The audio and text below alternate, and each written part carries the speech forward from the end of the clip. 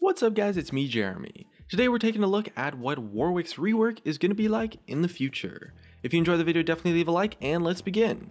So currently Warwick is definitely a very beginner friendly champion, and having a bunch of champions in the game that players can pick up to get started in the game is a really awesome way to actually smooth out sort of like this big learning curve that League kind of has at the start. It definitely takes away a lot of the stress from all sorts of crazy things if you don't really have to worry about playing a super complicated champion when you're learning the game. And this is something that Riot definitely wants to preserve about Warwick in his rework. And as well, there's honestly just a lot of people that enjoy playing champions that are maybe a little bit easier. As for some of his problems and really just why Warwick is getting reworked in the first place, a lot of the players feel like Warwick is kind of just boring and maybe outdated, and so he's going to be getting the full VIP treatment from Riot, so a full VGU or a visual and gameplay update, which means that Warwick's rework isn't just going to be an ability update, he's getting some thematic improvements, art upgrades, alongside his kit overhaul, so it's going to be comparable to stuff like Sion, Taric,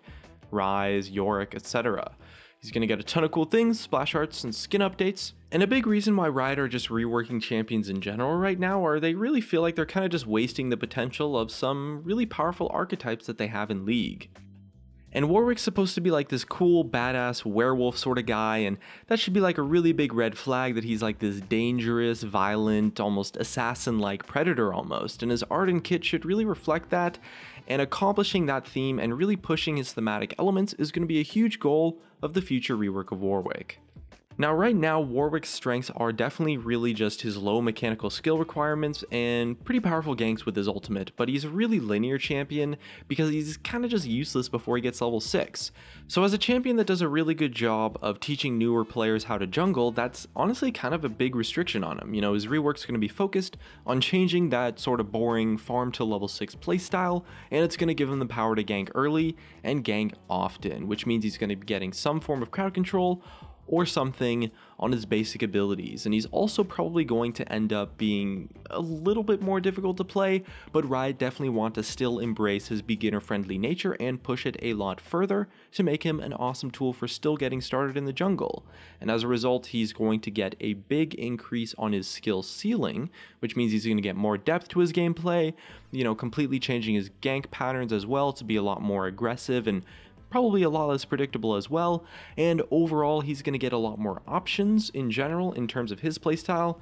but he's still going to be fairly easy mechanically. So from what Rioters have said so far, we know pretty much for sure that the Warwick rework is going to be capable of ganking before level 6, ganking very often, so it's pretty likely to assume that he's going to have some sort of crowd control effect on one of his basic abilities. And he's going to get some updated abilities as well that are going to keep like the same core identity sort of feel, but also kind of like modernize his kit in a sense, kind of like how they did with Taric actually. Riot Meddler also confirmed that Warwick is probably still going to be a diver sort of character, so he's definitely still going to be able to jump on people and shred them while still being tanky enough to survive, and Meddler was also the one who said that Warwick is probably going to need a little bit more mechanical skill to function well, but the focus is definitely on making Warwick decision based, or making his difficulty decision based, rather than making it mechanical based. And maybe he's going to be kind of like Winston in Overwatch, where you can like dive in, take people down, but you kind of have to know like when to dive in, where to dive in, or you're just going to end up dead and useless. And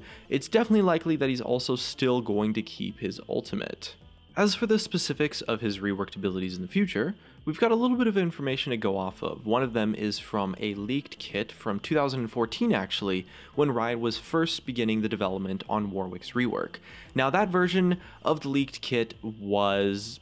kind of, you know, icebox delayed. It's from 2014, so let's be honest, it's not going to be the same thing that he's going to get today, but it does show a lot of what they're trying to design with the new Warwick rework. And the lead kits showed that Riot were pretty keen on just keeping Warwick as this bloodthirsty dude that wants to stay alive by lifestealing, kind of like a drained tank. And although their official stance on lifesteal and spell vamps has maybe changed a little bit in the past 2 years, it's really core to Warwick's design, so it's definitely going to stick around. And at the same time, it's pretty likely that he's also going to keep some form of percent HP damage on his kit, and thematically speaking, it just works really well since he's kind of like this predator guy that just feeds on his prey.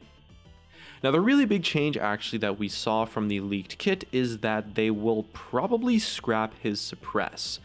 Now, before you get a little bit too disappointed about that, I do want to say that he's probably still going to keep his ultimate. It's going to do like the exact same thing, but the difference is that it's not going to be a suppress, it's going to be a stun. And the thing is that a suppress is not really that good of a mechanic for anyone involved, and it really denies a lot of counterplay options that exist in the game. So yeah, it's probably going to change to a stun instead, while also keeping the whole like frenzied, multi-slash, on-hit sort of part of the ability intact. Considering that they're going to be making Warwick a little bit more difficult to play, they might turn it into a dash instead of a blink, since like a point and click hard crowd control with added damage is maybe a little bit unhealthy, but when you're making a character easy to play, you kind of do have to have a little bit of unhealthy abilities to make them viable in the first place. And if Riot are wanting to get Warwick ganking before level 6, he kind of needs a way to gank before he has access to his ultimate, and the answer to this problem might come up from the leaked kit we can see, which was a combo between a new ability and an updated one. So one idea in this design was for his W to make a fear effect that emitted from Warwick in melee range, but players would be feared from the center of the ability rather than Warwick himself.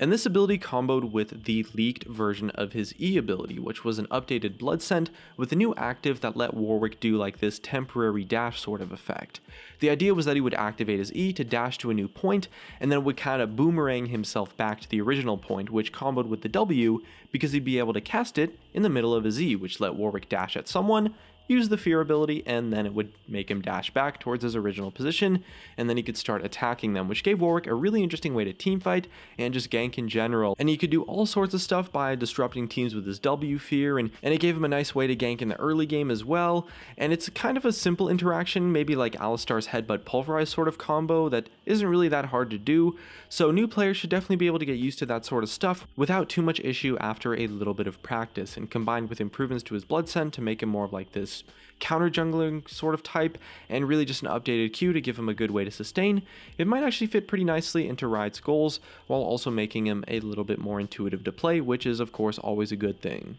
He's still going to be a little bit linear in terms of playstyle, but he's getting a new way to gank, new abilities that are more versatile so they can be better used in teamfights as well. He's going to be a well more rounded champion, and he's still going to hang on to that beginner friendly sort of niche that helps players learn how to be an effective jungler. And from what Riot have said, Warwick's updates really just going to be huge in quite a few different ways, and it sounds like the Rise update team is going into full production on Warwick's update once they're done with Rise, which they are now. So we estimate that the Warwick rework is going to be released towards the end of this year or early next year based on what Riot have said. And it's going to be pretty exciting to see what they come up with, especially for giving Warwick a way to have map presence way earlier on in the game, especially when it comes to ganks.